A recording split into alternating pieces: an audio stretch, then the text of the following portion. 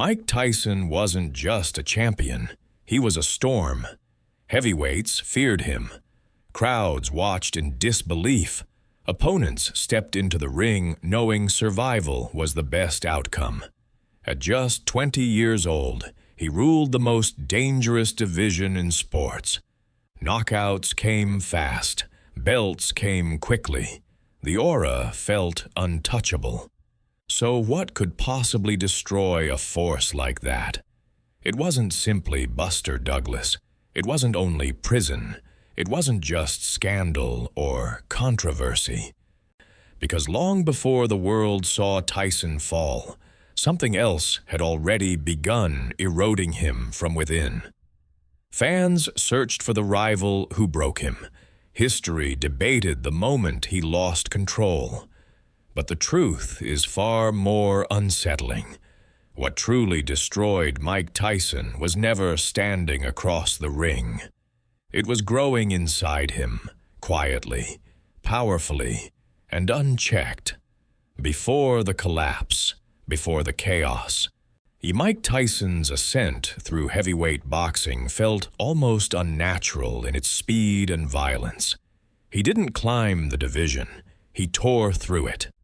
Opponents who had spent years chasing title shots suddenly found themselves overwhelmed in seconds. Tyson closed distance faster than anyone expected. His head movement erased incoming punches, and his hooks and uppercuts detonated with frightening precision. But what truly defined Tyson's rise wasn't just physical dominance, it was psychological certainty. He fought with absolute conviction that destruction would occur, and that certainty shattered resistance before damage even accumulated. Champions froze, contenders unraveled, veterans abandoned strategy and fought only to endure. Knockouts piled up in brutal succession, belts unified, records shattered. At just 20, Tyson became the youngest heavyweight champion in history. By 22, he held every major belt. By 23, he seemed beyond challenge, an unstoppable force reshaping the division. To fans, he looked invincible, to rivals, inevitable, to boxing itself, singular. Nothing in the ring appeared capable of stopping him. Yet even at the height of this terrifying rise, the force that would eventually destroy Mike Tyson was already forming, not in his opponents, but within the very intensity that made him unstoppable. At first, the cracks were almost invisible. The knockouts continued, the belts remained, the aura survived. But behind the dominance, subtle shifts were taking place. Tyson's discipline, once rigid and controlled under Cus D'Amato, began to loosen. Training camps shortened, preparation became inconsistent, focus drifted. Cus had always understood Tyson's nature. He knew that beneath the power and confidence lived extremes, volatility that required structure.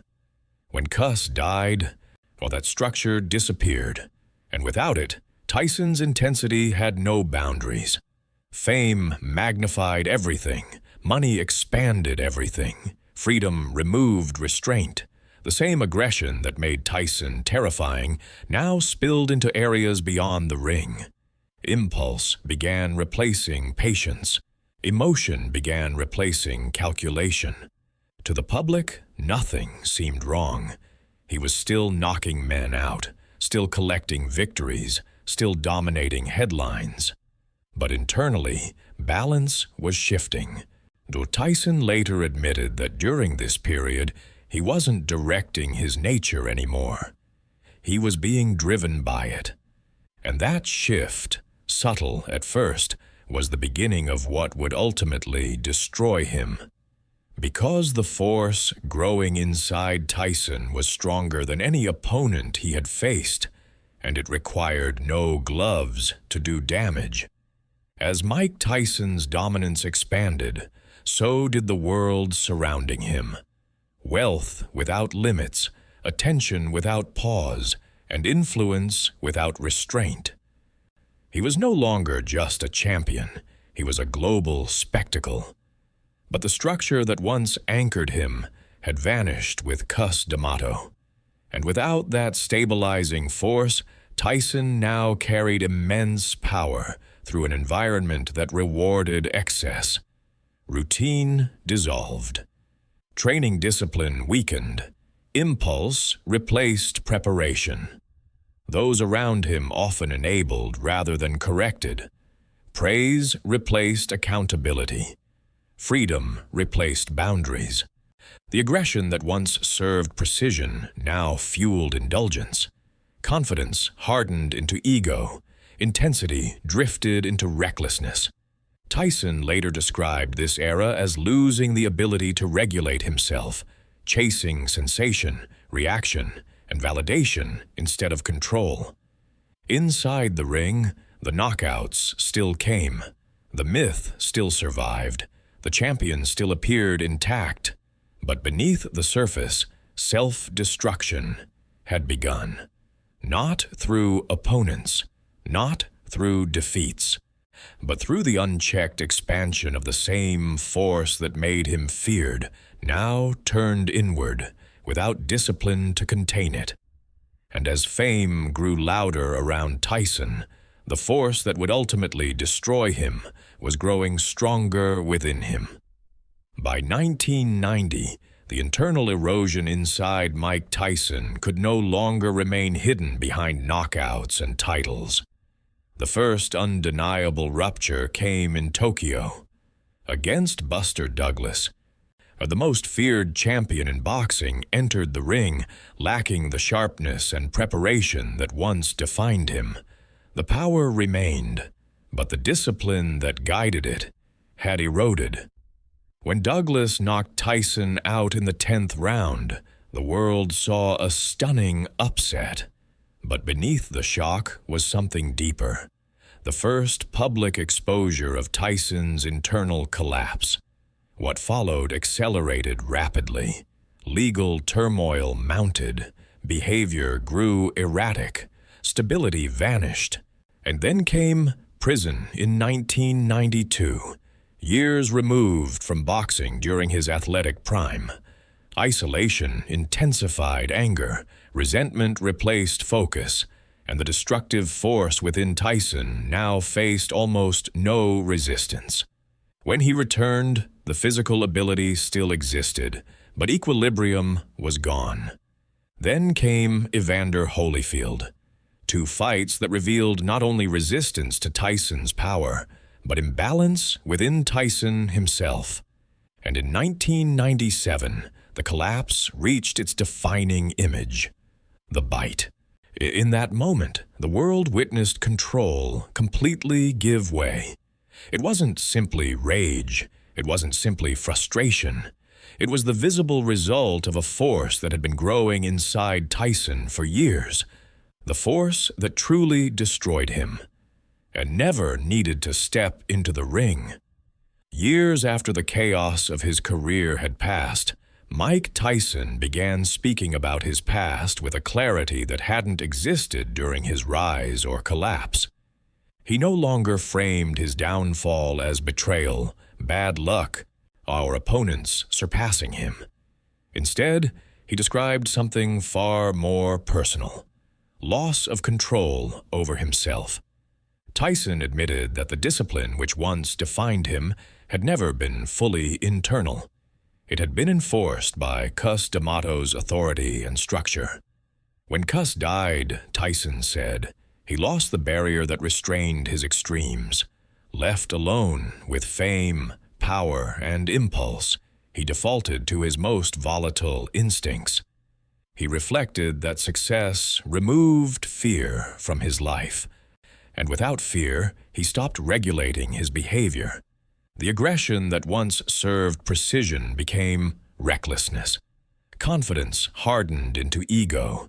Intensity slipped into chaos.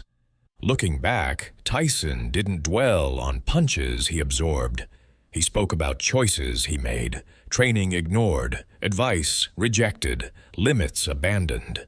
For the first time, He recognized that what truly destroyed him was never an opponent, scandal, or single event, but it was the unchecked force within him that discipline once contained and fame later unleashed. For years, people searched for the moment Mike Tyson was destroyed. Some pointed to Buster Douglas, others blamed prison. Many cited fame, money, or betrayal. But Tyson's own reflections revealed a harsher truth. Every collapse traced back to the same origin. Not lack of strength, not lack of skill, not lack of opportunity, but lack of mastery over himself. The aggression that made him terrifying became volatility without restraint. The confidence that fueled dominance became ego without limits. The intensity that drove greatness became chaos without control. These forces were never taken from Tyson by opponents. They were never imposed by circumstances. They were his own, uncontained, amplified, and ultimately destructive. And that is what truly destroyed Mike Tyson. Not a rival, not a defeat, not a scandal, but the uncontrolled nature within him that discipline once governed and fame later released. Because no fighter, no matter how powerful, can survive the force that lives inside him if he never learns to master it. Mike Tyson's story is often told through dominance, knockouts, and fear, but its deepest lesson lies in something far more human.